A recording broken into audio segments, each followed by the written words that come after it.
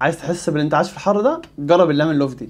انزل بالسكر واخد ليمون زيست. اهم حاجه ما اخدش البارت الابيض، اول ما اوصل البارت الابيض اوقف. هدعكه مع السكر عشان اطلع الزيوت اللي فيه. انزل بالبيض اقلبه 3 4 دقايق لغايه لما يخش فيه هواء، وهقلبه بالشكل دوت. هميل البوله وزي ما انتم شايفين كده عشان ادخل فيه هواء كويس. هنزل بليمون، كريمه، ليمون تقليبه خفيفه، دراي انجريدينتس، دقيق، ملح، بيكنج باودر، وبرده تقليبه خفيفه.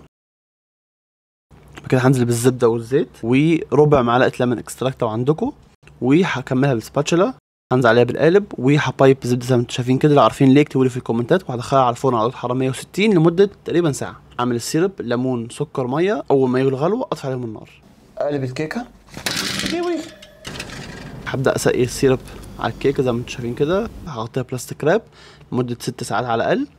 وهعمل الجليز، سكر بودره وليمون. هقلب لغايه لما اوصل القوام اللي انا عايزه زي ما انتم شايفين كده. ده القوام اللي انا عايزه. وهبرش الجليز على الكيكه.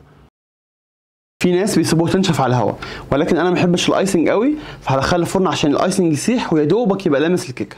فهدخلها على الفرن على درجه حراره 160 لمده 3 دقايق.